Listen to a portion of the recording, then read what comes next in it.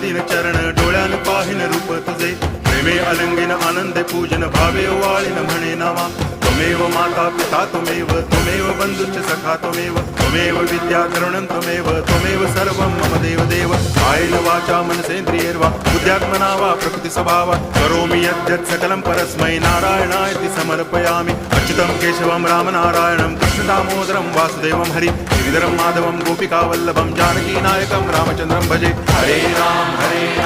Ram Ram Hare Hare Hare Krishna